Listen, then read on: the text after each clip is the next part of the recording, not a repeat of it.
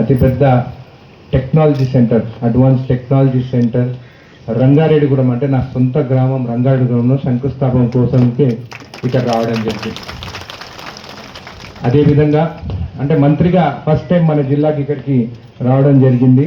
ఈ advance technology centre ముందుగా ఇటుకాన్పల్లి గ్రామంలో ఇంకా రంగారెడ్డి గ్రామంలో పెట్టాలని చెప్పేసి ప్రపోజల్ కలెక్టర్ గారు పంపించడం జరిగింది. అయితే టాటా కన్సల్టెన్సీ వాళ్ళు మెయిన్ హైవే నుంచి, నేషనల్ హైవే నుంచి 1 కిలోమీటర్ లోపలనే ఉండాలంటే నా అదృష్టానికి నా సొంత గ్రామం రంగారెడ్డిగూడెంలో రావడం జరిగింది. అది కూడా మా ఎస్టీ కాలనీలో, ఎందుకంటే మా ఎస్టీ కాలనీ వాళ్ళు ఇప్పుడు అంటుంటారు రైల్వే ట్రాక్ అవతల ఉన్నామో మేము మెయిన్ రోడ్డుకి ఎప్పుడు దగ్గరికి వెళ్ళాలని. మీరు ఎక్కడికి పోవాల్సిన అవసరం లేదు, అందరు ఇప్పుడు మీ దగ్గరికి వస్తారు, అందరు మా ఎస్టీ కాలనీకి వస్తారు. ఇప్పుడు వచ్చి ఇక్కడ ట్రైనింగ్ సెంటర్ నిన్న నేను అంటే 12 కోట్లది అనుకున్నాను నేను. దాని తర్వాత ఇప్పుడు మినిస్టర్ గారితో మాట్లాడిన తర్వాత దాదాపు 42 కోట్ల రూపాయలతోని టెక్నాలజీ సెంటర్ ఇక్కడ రావడం జరిగింది. 42 కోట్లు, దాంట్లో 8 కోట్లు మన రాష్ట్ర ప్రభుత్వం, మన సీఎం రేవంత్ రెడ్డి గారు, మన మినిస్టర్ గారు, మన ప్రభుత్వం తరఫున 8 కోట్ల రూపాయలు తక్కింది. టాటా టెక్నాలజీస్ తరఫున వాళ్ళు తగ్గిన అమౌంట్ 35 కోట్లు వాళ్ళు సిఎస్ఆర్ ఫండ్ నుంచి, కార్పొరేట్ సోషల్ రెస్పాన్సిబిలిటీ ఫండ్స్ నుంచి వాళ్ళు దాదాపు 35 కోట్ల రూపాయలు వాళ్ళు పెట్టుబడి పెట్టి ఇక్కడ కట్టబోతున్నారు. మీరు చూస్తే మన ప్రభుత్వం వచ్చిన తర్వాత ఏ మండలానికి పోయినా కానీ కూడా నేను ఆ రోజు చెప్పిన ఎమ్మెల్యే గెలవక ముందు నా భవిష్యత్తు మీ చేతిలో ఉంది, గెలిపించిన తర్వాత మీ పిల్లల భవిష్యత్తు నేను చూసుకుంటానని చెప్పడం జరిగింది. చూస్తే బాలనగర్ మండలం పెద్దాయపల్లి కేతేపల్లి మధ్యలో యంగ్ ఇండియా స్కూల్ దాదాపు 200 కోట్లు ఆల్రెడీ కన్స్ట్రక్షన్ స్టార్ట్ అవుతుంది, సంవత్సరం లోపల అది కంప్లీట్ చేస్తామన్నారు. అదే కాకుండా 7 కాన్స్టిట్యున్సీలు మన పార్లమెంట్ నియోజకవర్గంలో 7 కాన్స్టిట్యున్సీలు ఉంటే Navodaya school head quarters Mahabubnagar ఉండాలి. అట్లాంటి మాట్లాడి ఆ నవోదయ స్కూల్ కూడా మనం పెద్దాయపల్లికి తీసుకురావడం జరిగింది. అంటే బాలనగర్ మండలికి 2 ఎడ్యుకేషన్ ఇన్స్టిట్యూషన్స్, మళ్ళా రాజాపూర్ మండలం చూస్తే ఇప్పుడు అడ్వాన్స్ టెక్నాలజీ సెంటర్ ఇక్కడ తీసుకురావడం జరిగింది. అతి పెద్దదైన IIIT బాసర తర్వాత మన తెలంగాణ రాష్ట్రంలో మనం జడ్చలకు తీసుకురావడం జరిగింది. ఇదే కాకుండా సీఎం గారు వచ్చే నెల వస్తున్నారు. మిడ్జిల్ ఊరుకొండ మండలం ప్రతి గ్రామానికి మొత్తం ఊర్లు డెవలప్ చేద్దాము అని చెప్పి, ఎందుకంటే జెడ్పీటీసీగా ఆయన అక్కడి నుంచి గెలిచినాడు, 20 సంవత్సరాలు పూర్తి చేసుకోబోతున్నాడు. వచ్చే నెల దాదాపు ప్రతి గ్రామానికి 50 లక్షలు ఇస్తా అని చెప్పేసి మిడ్జిల్ మండలానికి, ఊరుకొండ మండలానికి ఆయన నాకు చెప్పడం జరిగింది. ఇంకా చూస్తే నవాపేట్ మండల్లో పబ్లిక్ స్కూల్ అక్కడ శాంక్షన్ చేయమని చెప్పడం జరిగింది. అయితే అన్ని 6 మండలాలకి చూస్తే మీరు ఒక ఎడ్యుకేషనల్ హబ్ గా జడ్చలని తీర్చబోతున్నాం అని చెప్పి కూడా మీకు తెలియజేస్తాం.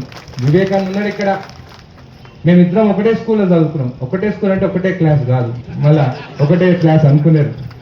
మేమిద్దరము హైదరాబాద్ పబ్లిక్ స్కూల్లో చదువుకున్నాం. అన్న స్కూల్ కంప్లీట్ అయ్యి వెళ్తుంటే అప్పుడు పోయి నేను స్కూల్లో జాయిన్ అయినాను. అంటే మీరు అర్థం చేసుకోవాలి, అన్న ఎంత పెద్దగా అయినా కానీ కూడా మాతోని యంగ్స్టర్స్తో కానీ నేను ఎప్పుడు ఆవేశంతో అసెంబ్లీలో కూడా నేను ఫస్ట్ నీ నియోజకవర్గము నువ్వు అభివృద్ధి చేసుకో, ఒక యంగ్స్టర్వి నువ్వు, ఖచ్చితంగా మనం డెవలప్ చేసుకోవాలి, ఖచ్చితంగా నా అండ నీతో ఉంటుంది అని చెప్పి కూడా నన్ను ఆశీర్వదించిన అన్న వివేక్ అన్నవారి ఫాదరు వెంకటస్వామి గారు మా తాతకి బాగా క్లోజ్. అన్నకు తెలియదు కానీ వెంకటస్వామి గారు కూడా ఈ గ్రామానికి వచ్చినారు.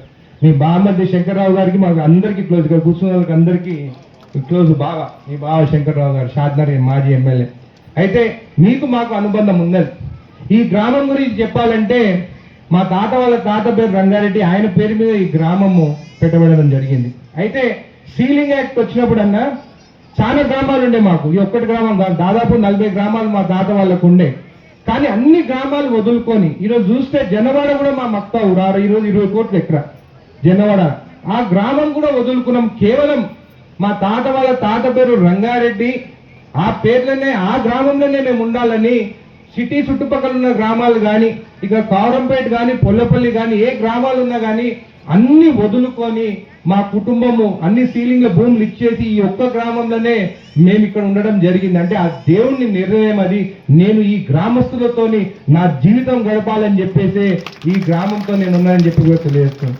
ఈ టెక్నాలజీ సెంటర్ గురించి మినిస్టర్ గారు చెప్తారు. దాంట్లో ట్రైనింగ్ కోర్సెస్ ఉన్నాయి. అందరు నా దగ్గరకు వస్తాం. మొన్న ఎగ్జామ్స్ చూస్తే మినిస్టర్ గారు కాంపిటేటివ్ ఎగ్జామ్స్ లా లేకుంటే మన ఇంటర్ ఎగ్జామ్స్ చూస్తే ఒక్కొక్కరికి 97%, 98% వచ్చింది. కాంపిటేటివ్ ఎగ్జామ్స్ కి పోతే వాళ్ళ ర్యాంకులు 1,50,000, 2 లక్షలు ఉన్నాయి. నేను కూడా ఇంజనీరింగ్ చదువుకున్నాను. చదువుకున్న తర్వాత ఇంటర్వ్యూకి పోతే చదువుకున్న బుక్స్ కి ప్రాక్టికల్ నాలెడ్జ్ లేకుండా నీకు అక్కడ ఇంటర్వ్యూకి పోతే అందరం రిజెక్ట్ అయిపోతాం. కానీ దేవుని దయ వల్ల నాకు జాబ్ వచ్చింది, చదువుకున్నాను, ప్రాక్టికల్ గా నేర్చుకున్నాను. కానీ ఇప్పుడున్న యూత్ కి బుక్కులు చదువుకుంటున్నారు, మొత్తం బట్టి కొట్టి రాస్తున్నారు. దాన్ని అర్థం చేసుకొని టెక్నికల్ స్కిల్స్ తో ముందుకు పోతే ఖచ్చితంగా జాబ్లు వస్తాయి. జాబ్లు ఉన్నాయి. అందరూ ఏమంటారు జాబ్లు దొరకలేవు, జాబ్లు ఉన్నాయి. నేను ఎంతో మందికి లెటర్లు రాసి కొలపల్లి రెసిడెంట్ లో జాబ్ ఏమంటే సార్ మార్క్స్ 90 మార్క్స్ వచ్చినాయి సార్, కానీ టెక్నికల్ నాలెడ్జ్ లేదు అని అంటున్నారు. ఈ రోజు ఈ ఏటీసీ టెక్నాలజీ సెంటర్ వల్ల రంగారెడ్డిగూడెంలో వచ్చే టెక్నాలజీ సెంటర్ మన పిల్లలని కోర్సు జాయిన్ చేయించి నేర్పిస్తే ఖచ్చితంగా మన టాటా కంపెనీ వాళ్ళనే వాళ్ళు దాంట్లో ఒకటి బాగా చేస్తారో టెక్నికల్ గా వాళ్ళే సెలెక్ట్ చేసుకొని ఇప్పుడే డైరెక్టర్ గారు చెప్తున్నారు 18,000 రూపాయలు జీతం కూడా వాళ్ళకి వస్తుందని చెప్పి. ఒక్కటమ్మా మన పిల్లలు నేర్పించాల్సింది ఏంటంటే అందరూ నా దగ్గరకు వచ్చి సార్ జాబ్ చెప్పండి కానీ మాకు 40,000 జీతం కావాలి, జాబ్ చెప్పండి కానీ మాకు 1,00,000 రూపాయలు జీతం ఇప్పిస్తారా అంటుంది. నేను ఇంజనీరింగ్ సాఫ్ట్వేర్ ఇంజనీరింగ్ చదువుకున్న తర్వాత మినిస్టర్ గారు నా ఫస్ట్ శాలరీ 2,500 రూపాయలు. నా ఫస్ట్ శాలరీ 2,500 రూపాయలు. మా ఇంట్లో మా నాయన దగ్గర పనిచేసేట ఆయన శాలరీ 8,000 రూపాయలు. అంటే శాలరీ ఇంపార్టెంట్ కాదు. ఫస్ట్ జాయిన్ అయిన తర్వాత టెక్నికల్ గా నేర్చుకున్న తర్వాత 2-3 ఏళ్ళు కష్టపడండి. ఎక్స్పీరియన్స్ వచ్చిన తర్వాత ఇంకా జీవితం మీదే. 50,000 రావచ్చు, 1,00,000 రావచ్చు, 5 లక్షలు రావచ్చు. కానీ ఎక్స్పీరియన్స్ అనేది చాలా ఇంపార్టెంట్. మా స్కూల్లో మేము చదువుతున్నప్పుడు అన్న టాపర్ ఉండేనేమో, కానీ నేను టాపర్ కాదు. కానీ 10th లో తక్కువ వచ్చినాయి అని చెప్పేసి ఇంటర్లో ఎక్కువ మార్క్స్ తెచ్చుకున్నాను. ఇంటర్లో తక్కువ వచ్చినాయి అని చెప్పేసి ఇంజనీరింగ్ ఇంకా ఎక్కువ మార్క్స్ తెచ్చుకున్నాను. కానీ ఎప్పుడు వెనకకి తిరిగి చూడలేదు. మీ ఆశీర్వాదంతో ఈరోజు రాజకీయంలో ఉన్నాను. ఈరోజు ఈ దేవుని పొలంలోనే ఉండి మాట్లాడుతున్నాను. నేను రాజకీయాలకు వచ్చింది కూడా దేవుని పొలాలు కాపాడాలని చెప్పి ఆ రోజు వచ్చాను రాజకీయాలు. లేకుంటే ఈరోజు నేను ఉద్యోగం చేసుకుంటుంటున్నాను. ఖచ్చితంగా ఇంకోటి కలెక్టర్ గారు ఉన్నారు, కలెక్టర్ గారు ఇక్కడ ఒక ఫ్యాక్టరీ ఉన్నారు, మినిస్టర్ గారు ఉన్నారు. నేను ఎప్పుడు నేషనల్ గ్రీన్ ట్రిబ్యునల్ కూడా కొట్లాడినాను. ఈ ఫ్యాక్టరీ షిఫ్ట్ చేయాలని చెప్పి కూడా ఆర్డర్ వచ్చింది. దాంతో ఈ స్పాంజ్ ఐరన్ ఫ్యాక్టరీతోని మా ఎస్సీ కాలనీ పిల్లలు మీరు కార్లు చూస్తే మొత్తం కార్లు అంతా పగిలిపోతుంది. అధికారులు వస్తారు, పొల్యూషన్ లేదని రాస్తారు, కానీ పొల్యూషన్ నా ఇంటి మీదనే పడుతుంది. ఒక ఎమ్మెల్యేగా నా ఇంటి మీద పడుతుంటేనే నేను వీళ్ళకి న్యాయం చేయలేకపోతే అధికారులు వచ్చినప్పుడు రాంగ్ రిపోర్ట్ రాస్తే వాళ్ళు ఏమనుకుంటారు, ఈ ఎమ్మెల్యే వాళ్ళ తమ్ముడు పోయినా అని చెప్పేసి ఒక మాట వస్తుంది. దాంతో ఎప్పుడు నాకు నిద్ర లేకుండా నిద్ర కూడా పడతలేదు. మీరు దయచేసి మీరు వచ్చినారు కాబట్టి ఈ ఫ్యాక్టరీ గురించి, ఈ sponge iron factory national green tribunal నేను కొట్లాడి గెలిచాను. ఏమున్నా కానీ రెడ్ జోన్ ఫ్యాక్టరీస్, ఎందుకంటే ఇండస్ట్రీస్ మినిస్టర్ మీరు కాబట్టి రెడ్ జోన్ ఫ్యాక్టరీస్ 1 కిలోమీటర్ లోపల ఉన్న విలేజెస్ లోపల ఉండేవి అన్ని షిఫ్ట్ చేయాలని చెప్పేసి గ్రీన్ ట్రిబ్యునల్ ఇచ్చింది. సో మా గ్రామస్తులు కూడా చెప్తున్నాను, ఖచ్చితంగా అమ్మ పొల్యూషన్ లేకుండానే చూస్తాం. ఒకటి ఇండస్ట్రీస్ రావాలి, పిల్లలకు ఉద్యోగాలు రావాలి, అది కాకుండా మనకు పొల్యూషన్ రావాలి. మీతో పాటు మా కాన్స్టిట్యున్సీ నుంచి ప్రతి ఒక్కరిని ఇక్కడికి, మా నాయకులని అందరినీ ఇక్కడికి ఆహ్వానించి పెద్ద ఎత్తున మీతోని ఈ టెక్నాలజీ సెంటర్ ఓపెనింగ్ డే నాడు పెద్ద ఎత్తున మేము చేస్తామని చెప్పి మీకు తెలియజేస్తూ ధన్యవాదాలు. రెడ్డి గారు చెప్పారు, మనం చూసినాం 10 సంవత్సరాలు టీఆర్ఎస్ హయాంలో ప్రజలకు మనము ట్రైనింగ్ చేయాలి, వారికి మంచిగా ఉద్యోగ అవకాశాలు కల్పించాలని చెప్పి మన రాష్ట్రంలో ఉన్న 65 ఐటీఐ సెంటర్లో ఒక్క పైసా కూడా అప్పుడు ఆ రోజులలో ఇన్వెస్ట్ చేయలేదు. ఇన్వెస్ట్ చేయనందువలన ఈ ఐటీఐ సంస్థలన్నీ కూడా మూతపడే స్టేజ్కి వచ్చినాయి. ఆ సమయంలో మన ముఖ్యమంత్రి గారు రేవంత్ రెడ్డి గారు టాటా టెక్నాలజీ సెంటర్స్తో మాట్లాడి మనము మన మేనిఫెస్టోలో పెట్టినాము, 2 లక్షల ఉద్యోగాలు ఇస్తామని చెప్పి మనం మేనిఫెస్టోలో పెట్టినాము. దీన్ని అమలు చేయాలంటే మన పిల్లలకు మంచిగా ట్రైనింగ్ ఇప్పించాలి, వీళ్ళకు ఉద్యోగ అవకాశాలు కల్పించాలి అని చెప్పి ఈ అడ్వాన్స్ టెక్నాలజీ సెంటర్స్లో టాటా టెక్నాలజీస్తో మాట్లాడి 2,200 కోట్లతోని ఇవన్నీ కూడా చేంజ్ మోడర్నైజేషన్ చేసి దీన్ని అడ్వాన్స్ టెక్నాలజీ సెంటర్ చేస్తే వీళ్ళందరికీ ఉద్యోగాలు కల్పిస్తారని చెప్పి ఈ కార్యక్రమం తీసుకోవడం జరిగింది. కానీ చాలా నియోజకవర్గాలలో ఐటీఐ సెంటర్స్ లేవు, కేవలం 65 స్థానాలలో ఉన్నాయి. సరే, అన్ని నియోజకవర్గాలలో ఒక్కొక్క ఏటీసీ సెంటర్ ఇస్తే బాగుంటుందని చెప్పి ఇంకా 53 టెక్నాలజీ సెంటర్స్ ఇంకొక 2,000 కోట్లతోని ఈ టెక్నాలజీ సెంటర్ స్థాపించడం జరుగుతుంది. ఈ టెక్నాలజీ సెంటర్స్తో మనకి ఏం లాభం అవుతుంది? చాలామంది అనుకుంటున్నారు ఇంతకుముందు ఈ ఐటీఐ సెంటర్స్లో 60% మందే జాయిన్ అవుతుంటారు. కానీ ఈ అడ్వాన్స్ టెక్నాలజీ సెంటర్స్ వలన చాలామందికి ఒక అవగాహన వచ్చింది. ఈసారి మా దగ్గర 90% కన్నా ఎక్కువ అడ్మిషన్స్ కావడం జరిగింది. ఎందుకంటే మేము కొత్త కోర్సెస్ ఇంట్రడ్యూస్ చేస్తున్నాం. ఇక్కడ మనకు అడ్వాన్స్ టెక్నాలజీ సెంటర్స్ ద్వారా ఈ కొత్తగా ఈ ఆర్టిఫిషియల్ ఇంటెలిజెన్స్ ఏదైతే వచ్చిందో దీనివల్ల చాలామంది కంప్యూటర్ జాబ్స్ అన్నీ కూడా కూలిపోతున్నాయి.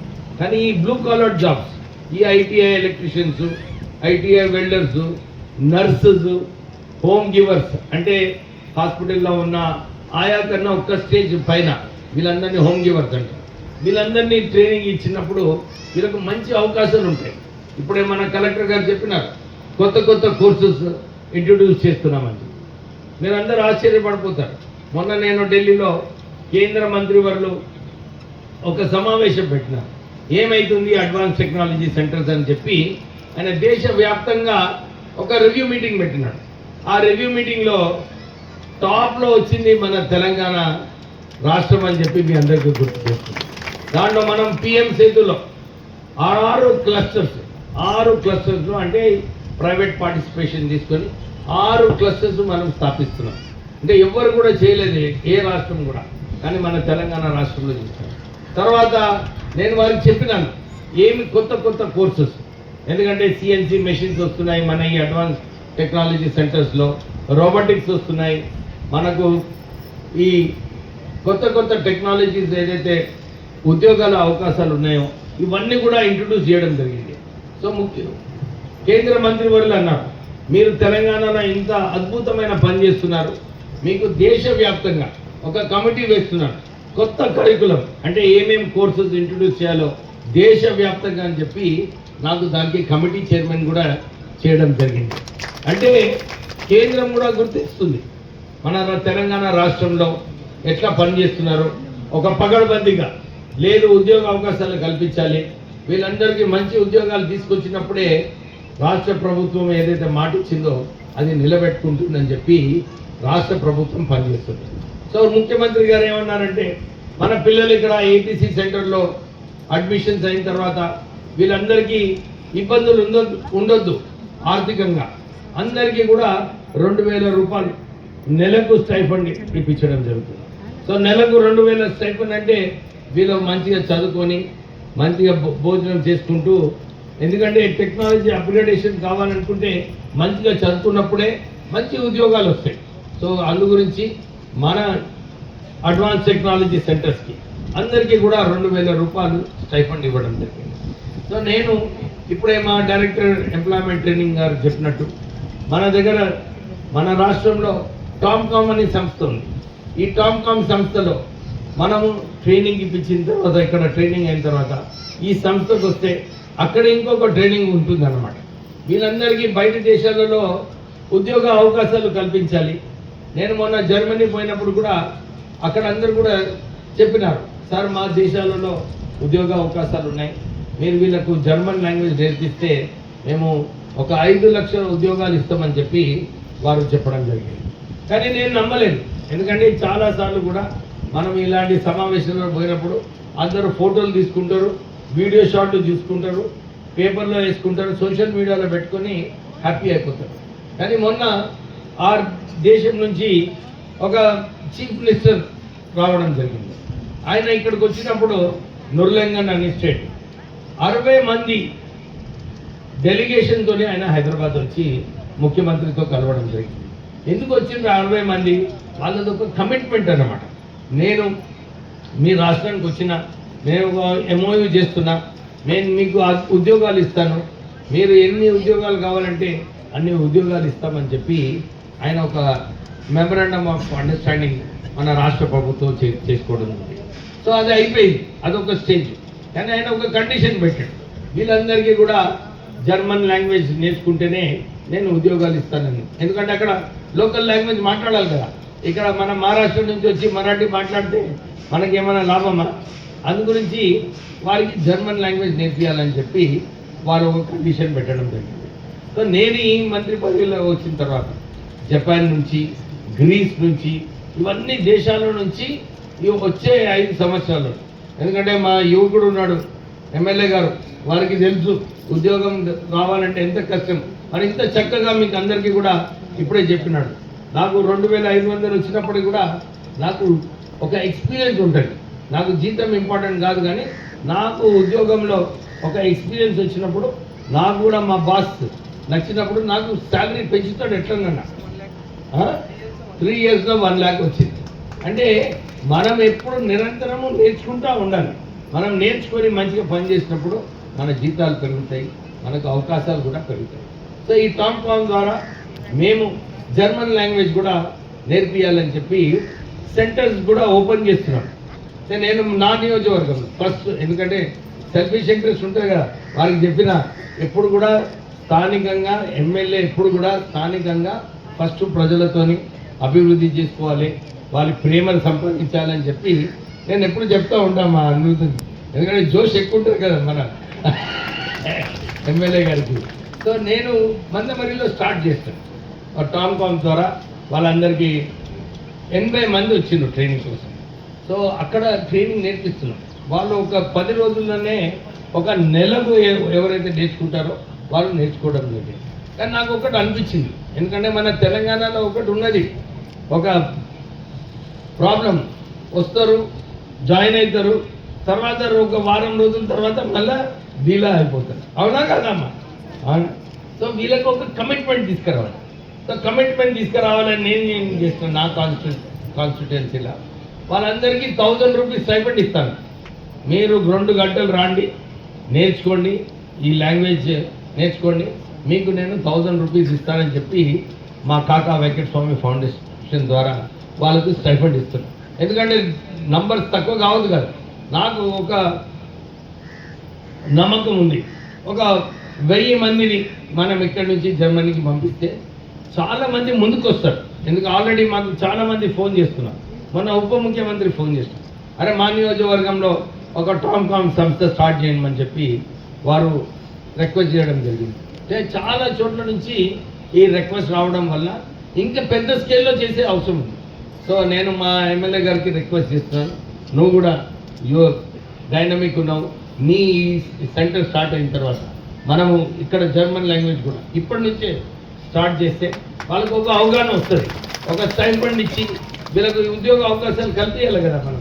ఎందుకంటే ఈ బర్నింగ్ ప్రాబ్లం మన ఈ రాష్ట్రంలో, దేశవ్యాప్తంగా కూడా ఉద్యోగాలు అని చెప్పి అడుగుతున్నారు. సో ఇది మనకు మన రాష్ట్రానికి, ఎందుకంటే మొత్తం భారతదేశంలో చూసుకుంటే మన తెలంగాణ రాష్ట్రమే మన కాంగ్రెస్ ప్రభుత్వం వచ్చిన తర్వాత ఉద్యోగ అవకాశాలు కల్పించాలి. ఉద్యోగ అవకాశాలు కల్పించినప్పుడే వారి కుటుంబాలన్నీ కూడా వారి జీవితం అంత మంచిగా అవుతుందని చెప్పి ఈ ఆలోచనతోని మన రాష్ట్ర ప్రభుత్వం పనిచేస్తుంది. సో మీరందరూ కూడా ఈ ఇష్యూలో మీరు కోఆపరేట్ చేస్తే మేము కూడా ప్రభుత్వం తరఫు నుంచి, ఎందుకంటే టామ్కామ్లో ఇదే ఒక రాష్ట్రం అన్నమాట, 90 కోట్ల రూపాయలు బడ్జెట్లో పెట్టి మనకి ఈ ట్రైనింగ్ కోసము, ఈ జర్మన్ లాంగ్వేజ్ ట్రైనింగ్ కోసము చేస్తే బాగుంటుందని చెప్పి బడ్జెట్లో కూడా పెట్టడం జరిగింది. అయితే నేను మొన్న క్యాల్కట్టా పోయినా, ఇక్కడ ట్రైనర్స్ అవసరము, ఎందుకంటే ఇప్పుడు జర్మన్ లాంగ్వేజ్ ట్రైనర్స్ చాలా తక్కువ మంది ఉన్నారు. సో వాళ్ళని ఇప్పుడే ఎంగేజ్ చేసి, నేను నిన్న మేము రివ్యూ చేసినప్పుడు కూడా ఇది కాంగ్రెస్ ప్రభుత్వం వచ్చిన తర్వాత మీరు అందరు చూసినారు. మొన్న కూడా కొనుగోలులో ప్రభుత్వం సరిగా చేస్తలేదని చెప్పి టీఆర్ఎస్ నాయకులు అందరూ కూడా వాళ్ళు ధర్నా చేయడము ఇవన్నీ కూడా ప్రయత్నం చేసినారు. కానీ మీకు అందరూ తెలుసు, మే 15 అంటే మేలో 15 తారీఖే వర్షాలు పడతాయమ్మా, మీరు చెప్పండి, పడవు. కానీ టీఆర్ఎస్ వాళ్ళు ఏం చేస్తున్నారు, రైతులకు ఒక భయం కల్పించాలని చెప్పి, లేదు వర్షాలు పడితే సరిగా చేస్తలేదని చెప్పి కాంగ్రెస్ ప్రభుత్వాన్ని బద్నాం చేయడానికే ప్రయత్నం చేస్తారు. కానీ మీకు ఈరోజు చూసుకుంటే రాష్ట్ర వ్యాప్తంగా అన్ని చోట్ల కూడా సరిగా కొనుగోలు కావడం జరిగింది. సో అది కూడా అందరికీ ముఖ్యమంత్రి గారు చెప్పినారు, ఆఖరి గింజ వరకు మేము తీసుకుంటామని చెప్పి. సో రైతులకు ఆదుకోవాలి, మనం సన్న బియ్యం చేస్తే మంచిగా ఉంటుందని చెప్పి మనకు 500 రూపాయల బోనస్ సంవత్సరానికి ఒక పంటకి ఇవ్వడం జరుగుతుంది. మనకు సన్న బియ్యం ఇస్తున్నారు, రాష్ట్ర ప్రభుత్వము ఇస్తున్నారా లేదమ్మా? ఇప్పుడే ఎమ్మెల్యే గారు చెప్పినట్టు మనకు వైద్యంలో కూడా విద్య వైద్యం ఈ రెండుట్లోనే మనందరికీ ఎక్కువ ఖర్చులు అవుతాయి, అవునా కదా? మీకు ఈ ఖర్చులు అయితే అని చెప్పి స్కూళ్ళు కూడా తెలంగాణ పబ్లిక్ స్కూళ్ళు రాష్ట్ర వ్యాప్తంగా స్థాపించడం జరుగుతుంది. మనకు యంగ్ ఇండియా స్కూల్ కూడా వచ్చింది కదా ఒకటి. ఆ యంగ్ ఇండియా స్కూల్ కూడా 200 కోట్లతోని రాష్ట్ర ప్రభుత్వం ఖర్చు పెడుతుంది. సో మనకు ఫ్యూచర్లో వచ్చే రోజులలో ఏదైతే మనం ఎప్పుడు 20-30 వేలు ఈ అడ్మిషన్స్ కోసం ఫీజు కోసం మనం ఎప్పుడు సంవత్సరంలో ఖర్చు పెడుతున్నామో మనకి ఇంతకుముందు ఉండదు. ఎందుకంటే 50,000 టీచర్లను భర్తీ చేసినాడు రేవంత్ రెడ్డి గారు. ఎందుకు? మన ప్రభుత్వ కళాశాలలో కూడా టీచర్లు మంచిగా ఉండాలని చెప్పి ఆ ఆలోచనతోని మనం 50,000 టీచర్లు కూడా భర్తీ చేయడం జరిగింది. నెల నుంచి ఎవరైతే అర్హత ఉన్నదో వాళ్ళకు కూడా పెన్షన్లు ఇవ్వబోతున్నాం రాష్ట్ర ప్రభుత్వం. మీ అందరి మహిళలకు మీకు బస్ ఫ్రీ వస్తుంది కదమ్మా. ఇప్పుడు నేను మా నియోజకవర్గంలో మంచిర్యాలలో చూశాను, ఒక మహిళ వచ్చి చెప్తున్నారు, సార్ ఈ బస్ ఫ్రీ అయిన తర్వాత నేను మందమరి నుంచి మంచిర్యాల వరకు నెలకు 3,000 రూపాయలు నేను సేవ్ చేస్తున్నా సార్. ఈ 3,000తోనే నా పిల్లలకు మంచిగా చదువు చెప్తున్నాను, వాళ్ళకు మంచి భోజనాలు ఇస్తున్నానని చెప్పి వారు చెప్తున్నారు. అంటే ఇప్పటి వరకు ఈ బస్ ట్రావెల్ కోసం ఇప్పటి వరకు మన ఆర్టీసీ సంస్థకి ఇవ్వడం జరిగింది. సో అన్ని రంగాలలో మనకు మంచిగా చూసుకోవాలని చెప్పి రాష్ట్ర ప్రభుత్వం పనిచేస్తుంది. వైద్యం కూడా 10 లక్షలు అయింది. నాకు చాలా మంది వచ్చి అడిగినప్పుడు మేము ఎల్ఓసి ఇస్తుంటాం ఎమ్మెల్యేస్. సో దీంట్లో కూడా మీకు ఖర్చు తక్కువ అవుతుంది. చాలామంది కార్పొరేట్ హాస్పిటల్స్ అంటారు, మీరు బోండి నిమ్స్కి మీకు ఎల్ఓసి ఇస్తుంది మీ ఎమ్మెల్యే గారు. సో మీకు దాంట్లో కూడా ఖర్చు తక్కువ అవుతుంది. ఎవరికైతే ఎక్కువ ఎక్స్పెండిచర్ అయిందో దాంట్లో కూడా చీఫ్ మినిస్టర్ రిలీఫ్ ఫండ్లో కూడా చాలా 800 కోట్ల రూపాయలు పోయిన సంవత్సరం ముఖ్యమంత్రి గారు సీఎం రిలీఫ్ ఫండ్లో మన తెలంగాణ ప్రజలకు వైద్యం గురించి కూడా ఇవ్వడం జరిగింది. సో అన్ని రంగాలలో బీద ప్రజలకు అవస్థ ఉండొద్దు అని చెప్పి రాష్ట్ర ప్రభుత్వం పనిచేస్తుంది. మీ అందరూ తెలుసు, టీఆర్ఎస్ ప్రభుత్వం 8 లక్షల కోట్ల అప్పు చేసినందువలన చాలా ఇబ్బందులు ఉన్నాయి. నెలకు 5,000 కోట్ల రూపాయలు కేవలం మిత్తి కడుతుంది రాష్ట్ర ప్రభుత్వం. మొన్న కూడా ఈ మెట్రో రైల్వేస్ ఏదైతే ఉన్నదో దీనిలో ముఖ్యమంత్రి గారు చాలా అద్భుతమైన పని చేస్తున్నారు. మనకు ఆ సంస్థలో 400 కోట్ల రూపాయలు లాస్ ఉండే, కానీ మొన్న కేంద్రంలో నచ్చజెప్పి ఐఆర్సీ ఫైనాన్స్ తీసుకోవడం వల్ల మనకు 600 కోట్ల రూపాయలు మాఫీ కావడం జరిగింది. సో దాని వలన కూడా మెట్రో రైల్వే కూడా సిటీలో తిరిగే వాళ్ళకందరికీ కూడా చాలా ప్రాఫిటబుల్ కంపెనీ మెట్రో రైల్వే కూడా అవుతుంది. అంటే ఇవన్నీ చర్యలు తీసుకోవడం వలన మన ప్రజలకు ఏదైతే సంక్షేమ కార్యక్రమాలు చేయాలో ఇవన్నిటికీ కూడా రాష్ట్ర ప్రభుత్వం ముందుంటుందని చెప్పి మీ అందరికీ భరోసా ఇప్పిస్తూ ముగిస్తున్నాను.